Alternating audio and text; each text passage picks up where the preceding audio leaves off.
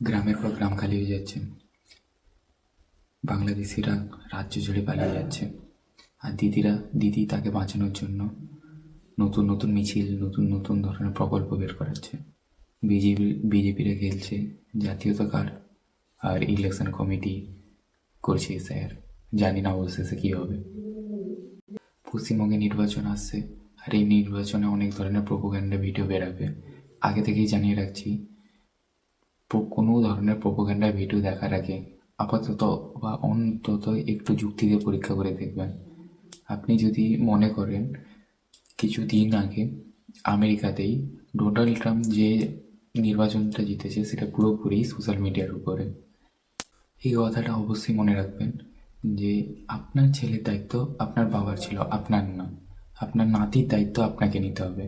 তাই আপনি যে ফ্রিতে ডিসিশনটা নেবেন একটা জিনিসের, সেই জিনিসটা যাতে ঠিকঠাক হয়। এবার আসি ভোট চুরির কথায়। রাহুল গান্ধী পুরো বিহার নির্বাচনটা লড়েছেন এই ইস্যুতে, ভুল ভোট, ছাপ্পা ভোট, ডুপ্লিকেট ভোট। সেইটা ঠিক করার জন্যই রাজ্যে আজকে এসআইআর।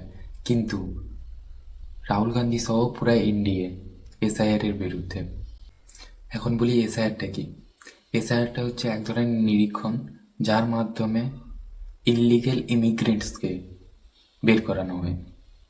এখানে যেটা কংগ্রেসের ন্যারেটিভ, যে যার মাধ্যমে বিজেপিকে যারা ভোট দেয় না তাদেরকে বের করানোর কথা, এটা একেবারেই ভুল। যদি সাধারণভাবেও বলি, কোনো মানুষকে দেখে বোঝা যায় না যে সে কোন দলকে প্রতিনিধিত্ব করছেন বা কোন দলকে ভোট দিচ্ছেন। এছাড়া নরেন্দ্র মোদীর কোনো বিএলওর কাছে গিয়ে বলা সম্ভব না যে এই পাড়ায় এই ব্যক্তিটা আমাকে ভোট দেয় না, এর নামটা কেটে দাও। এটা পুরোপুরি ভুল ন্যারেটিভ। যে কোনো নেত্রী এসে যা খুশি বলবে, আর সে কথায় আপনারা চুপচাপ মেনে নেবেন না। আপাতত কিছু হলেও এটা আপনার না হোক, আপাতত আপনার নাতিদের ভবিষ্যৎ, একটু হলেও যুক্তি দিয়ে ভেবে দেখবেন। বাংলাদেশিরা টিএমসি সরকারকে ভোট দেয়, আর তারা ভোট দিবেই না কেন? যদি সরকার তাদেরকে অল্প কিছু অর্থের বিনিময়ে প্রত্যেকটা ডকুমেন্টস প্রোভাইড করে, তারা তো অবশ্যই দিবে। এটা আমার কথা না, যারা দিয়েছে বা যারা এসেছে তাদেরই কথা। এছাড়া আপনি যদি একটু চোখ খুলে দেখেন চার সাইডে, আপনি এরকম অনেক ঘরই দেখবেন যেগুলা সেই জায়গায় থাকার না। যদি বাংলাদেশিদের ভোট কাটা হয়, সেটা হওয়া উচিত, শুধু হওয়াই উচিত না, তার সঙ্গে দ্বিতীয়বার কোনো জনপ্রতিনিধি বা জনগণের কোনো লিডার যাতে দলে থাকার জন্য এই ধরনের দুঃসাহস না করতে পারে, সেটাও দেখা উচিত। না হলে আজকে তারা যে ধরনের বা যেভাবে রাজ্যটাকে ধ্বংস করছে, সেভাবে পরবর্তী সময়ে দেশটাকে খেয়ে ফেলবে। আপনি যদি মনে করেন যে এসআইআর করলে কত আর ভোটার বাদ যাবে, তাহলে আপনি লক্ষ্য করবেন মিনিমাম 50 থেকে 1 কোটি মানুষের অনুপ্রবেশ আছে। আপনি কি ভাবছেন আমি বিজেপির হয়ে বলছি? না না, আমি দুটো পার্টিরই ভোট চুরি আর বাকি পর্যায়ের সমস্ত কথাই বলছি। প্রথমে আসি ফেন্সিংয়ের কথা নিয়ে।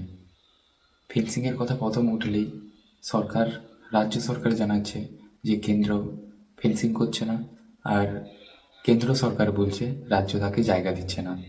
এখানে প্রত্যেকটা পার্টিকে আমার একটাই সাজেশান, অটল বিহারীজির কথায়, পার্টি আসবে, পার্টি যাবে, পার্টি বিগড়াবে, কিন্তু এই দেশ থাকা দরকার। এবারে আসি বিজেপির কথায়। রাজ্যে আজকে বিজেপির কেন এরকম অবস্থা? ভোটে জেতার পরে কাকে মুখ্যমন্ত্রী হিসেবে বসাবে কেউ জানে না, কিন্তু ভোট আনতে যাওয়ার সময় একটাই বড় মুখ, মোদি। মনে হয় দিল্লিতে যেরকম হয়েছিল সেরকম আবার বাংলাতেও হবে। এটা সেন্ট্রাল গভর্নমেন্ট আর সেন্ট্রাল জনগণের দোষ। অবশেষে আমার একটাই কথা, বাংলাতে ভোটে যেই জিতুক না কেন, বাংলা তেমন কোনো একটা ভালো হবে বলে আমার মনে হচ্ছে না। যদি একদিকে 1 হয় আর একদিকে 0, তেমন কোনো আলো জ্বলছে বলে আমার মনে হয় না। অবশেষে আমার কথাটা ফুরালো, নোটে গাছটা মুড়ালো। আমি কারুর পক্ষে হতে বলছি না, শুধু চোখ খোলা রেখে প্রশ্ন করুন। জয় বাংলা।